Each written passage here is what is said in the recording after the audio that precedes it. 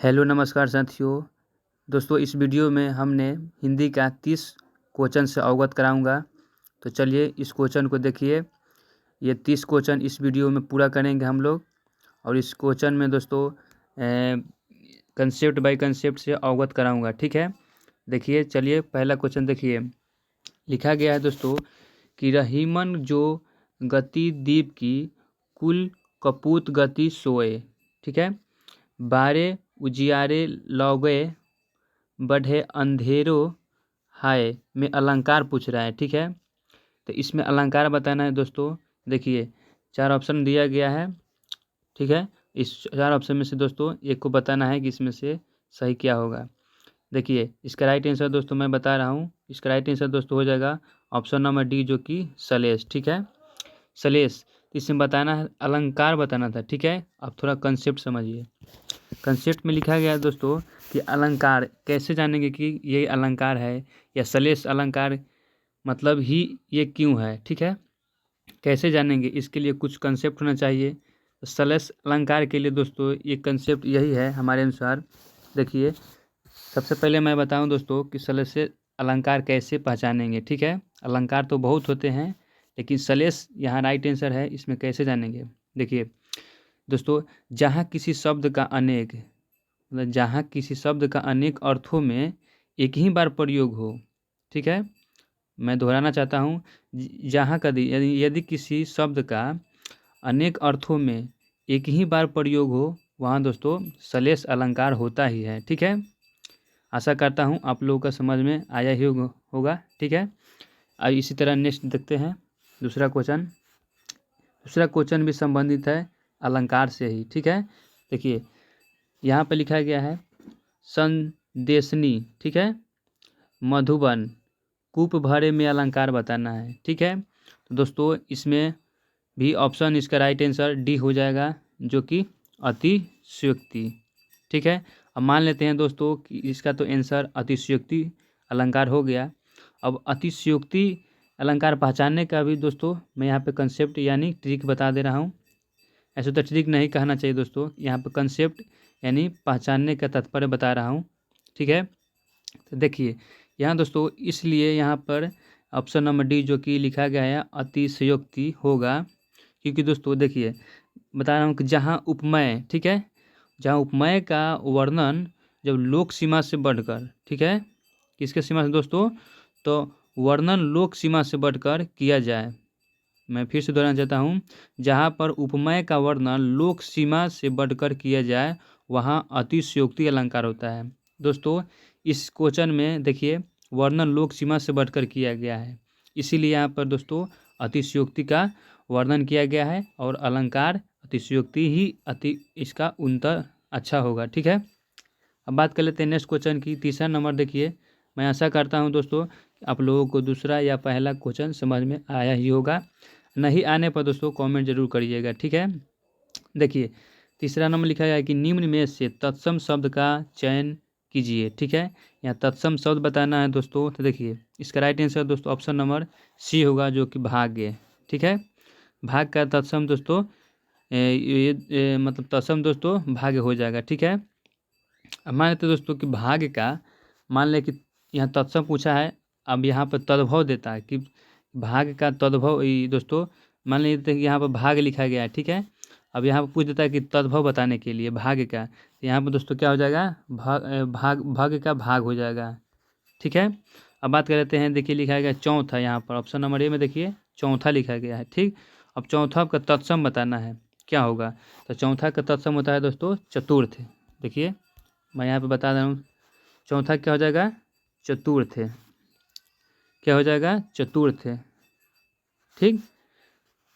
ठीक है, आशा करता हूँ समझ में आप लोग आता ही होगा, ठीक। देखिए अब नेक्स्ट क्वेश्चन चौथा नंबर लिखा है कि निम्न में से एक शब्द में द्विगु समास है, उस शब्द का चयन कीजिए। द्विगु समास बताना है, ठीक है। तो द्विगु समास दोस्तों बताने के लिए बहुत ही सिंपल तरीका है। तो चलिए सिंपल तरीका बताने से पहले इसका आंसर बता दे रहा हूँ, ठीक है। इसका आंसर दोस्तों right answer option number D हो जाएगा, जो कि सप्ताह, ठीक है। इसका राइट आंसर क्या हो जाएगा, सप्ताह। अब बात करें तो दोस्तों सप्ताह जो है द्विगु समास है, ठीक है, मानता हूँ। देखिए यहाँ पे जो लिखा गया दोस्तों द्विगु समास के लिए सप्ताह होगा, ठीक है। अब मान लेते हैं कि सप्ताही तो क्यों होगा, इसका भी तो कंसेप्ट होगा, ठीक है। देखिए जिस शब्द के सॉरी दोस्तों, जिस शब्द के शुरुआत में यानी दोस्तों जिस शब्द का पहला पद, ऐसे तो मैंने बोलता हूँ पहला पद यानी शुरुआत में ही संख्यावाचक हो यानी कि संख्या से रिलेटेड हो, तो उसमें दोस्तों द्विगु समास को ही माना जाता है, ठीक है। यानी द्विगु समास ही कहा जाता है। तो यहाँ पर देखिए सप्ताह जो लिखा गया है तो सप्त मतलब 7 होता है, ठीक है दोस्तों। यहाँ संख्यावाचक आ ही गया, जब संख्यावाचक आ गया तो द्विगु समास इसका राइट ही आंसर होगा। मैं ऐसा करता हूँ कि आप लोगों को समझ में ये भी क्वेश्चन ही आ गया होगा, ठीक है। अब देखते हैं नेक्स्ट क्वेश्चन जो लिखा गया है 5वां नंबर लिखा गया है कि निम्न में से तद्भव शब्द का चयन कीजिए, ठीक है। इसमें भी तद्भव शब्द पूछा है, तो दोस्तों इसका right answer option number C हो जाएगा, जो कि छा, ठीक है। इसका राइट आंसर क्या हो जाएगा, छा। अब देखते हैं नेक्स्ट क्वेश्चन 6ठा नंबर लिखा है कि निम्न में से तद्भव शब्द का चयन कीजिए। इसमें भी तद्भव पूछा गया है। इसमें देखते हैं ऑप्शन 4 जो दिया गया है इसको देखिए और बताइए, ठीक है।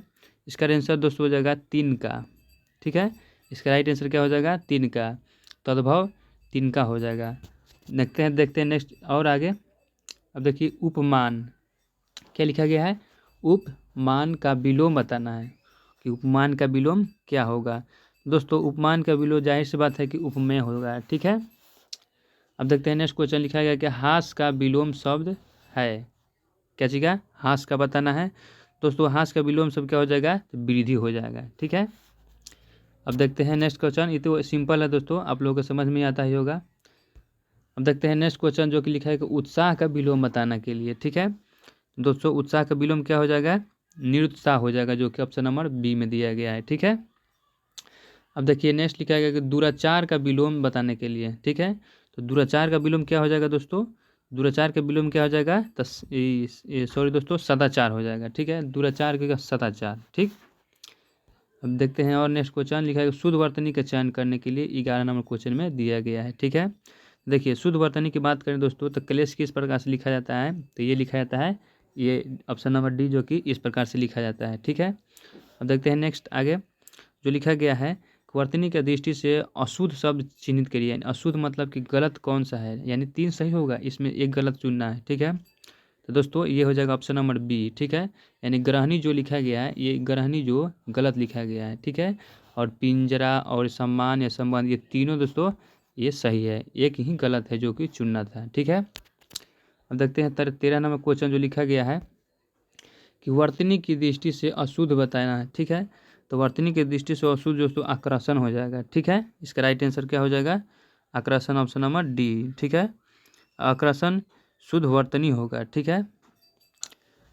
शुद्ध क्या हो जाएगा, आकर्षण।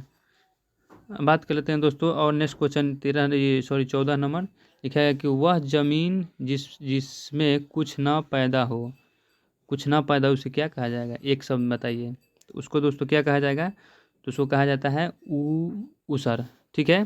क्या कहा जाएगा, उसर। वह जमीन जिसमें कुछ भी पैदा ना हो वाक्यांश के लिए एक शब्द क्या हो जाएगा, तो उसर हो जाएगा। देखिए 15 नंबर क्वेश्चन जो लिखा गया है कि जो मरने वाला हो उसे क्या कहा जाएगा, इसको भी एक ही शब्द बताना है दोस्तों। इस क्या कहा जाएगा, उसको मरणासन कहा जाएगा, ठीक है। क्या कहा जाएगा, तो मरणासन कहा जाएगा। देखते हैं 16 नंबर क्वेश्चन लिखा है कि जिस पर विजय प्राप्त कर ली गई हो उसके क्या कहना है, तो उसे दोस्तों क्या कहना है, उसे पराजित कहना है, ठीक है। नेक्स्ट देखते हैं और 17 नंबर क्वेश्चन देखिए घर का प्रवाची शब्द बताने के लिए पूछ रहा है, ठीक है। तो घर का प्रवाची शब्द ऑप्शन नंबर सी जो कि निकेतन होता है। 18 नंबर क्वेश्चन भूतेश का प्रवाची शब्द क्या होगा, भूतेश का प्रवाची शब्द क्या होगा, ये महादेव हो जाएगा, ठीक है। 19 नंबर क्वेश्चन लिखा गया है कि अतीत के चलचित्र किसका रचना है, अतीत के चलचित्र किसकी रचना है, तो ये है जो कि महादेवी वर्मा की रचना है, अतीत के चलचित्र, ठीक है।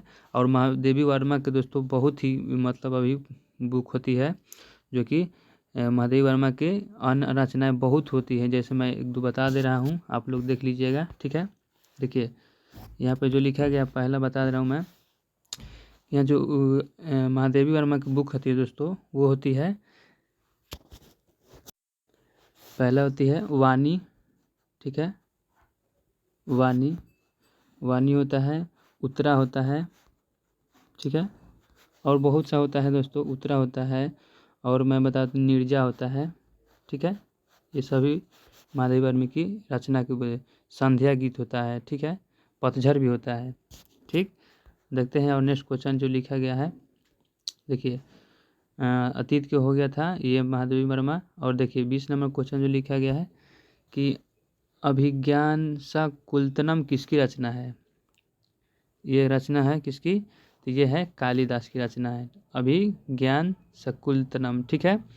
देखिए 21 नंबर जो लिखा गया है कि परिवेश का समानार्थी शब्द बताना है, तो परिवेश का समानार्थी शब्द वातावरण हो जाएगा, ठीक है।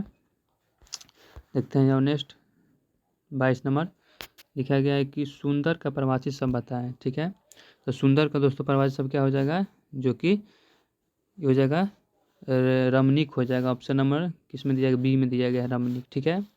देखिए अब 23 नंबर जो लिखा है कीर्ति का समानार्थी शब्द बताना है, तो कीर्ति का समानार्थी शब्द दोस्तों क्या हो जाएगा, रचना हो जाएगा, ठीक है, कीर्ति का समानार्थी शब्द। अब देखिए लिखा गया है कि अगर मगर करना यानी मुहावरे का अर्थ बताना है, तो इसके लिए मुहावरे का अर्थ क्या हो जाएगा, बहाने बनाना, ठीक। अब देखते हैं नेक्स्ट, और लिखा गया है कि अपने पैर पर कुल्हाड़ी मारना है, इसका राइट आंसर क्या हो जाएगा, यानी स्वयं अपने को हानि पहुंचाना, ठीक है, इसका राइट आंसर सी हो जाएगा। 26 नंबर लिखा है कि अक्ल का पुतला का अर्थ है, अक्ल का पुतला का अर्थ है बहुत बुद्धिमान, ठीक है। देखिए नेक्स्ट क्वेश्चन और लिखा गया कि, और इसका छोटा कर देता हूँ, लिखा गया कि हाथी के पाँव, ठीक है, हाथी के पाँव में सबका पाँव, इसका अर्थ बताना है क्या होगा। इसका दोस्तों आंसर हो जाएगा ऑप्शन नंबर सी हो जाएगा, बड़े आदमी की हाँ में सबकी हाँ शामिल है, ठीक है। अब देखते हैं नेक्स्ट जो कि 28 नंबर क्वेश्चन, देखिए लिखा है कि लिखा है कि जैसी बहे ब्यार पीठ तब तैसी दीजिए, ठीक है, इसका अर्थ बताना है दोस्तों। इसका अर्थ क्या हो जाएगा, इसका अर्थ दोस्तों हो जाएगा कि समय के रुख देखकर काम करना चाहिए, ठीक है। अब देखते हैं 29 नंबर क्वेश्चन जो लिखा गया है, देखिए 29 नंबर क्वेश्चन लिखा है कि जहाँ ना पहुँचे रवि वहाँ पहुँचे कवि, इसका अर्थ बताना है, यानी जहाँ ना पहुँचे रवि वहाँ पहुँचे कवि। इसका आंसर दोस्तों हो जाएगा कवि के लिए वहाँ कुछ भी अगम्य नहीं, इसका राइट आंसर ए हो जाएगा, ठीक है। देखिए नेक्स्ट आज के लिए सेशन के मैंने बोला था 30 क्वेश्चन से अवगत कराऊंगा, ठीक है। देखिए 30 लास्ट क्वेश्चन आज के सेशन का है, क्या है कि जिन संज्ञा शब्दों से पदार्थों के नाप तौल का बोध होता है उसे क्या कहा जाता है। दोस्तों ये आप लोगों के कमेंट बॉक्स में छपना है, इसका राइट आंसर क्या होगा, ठीक है।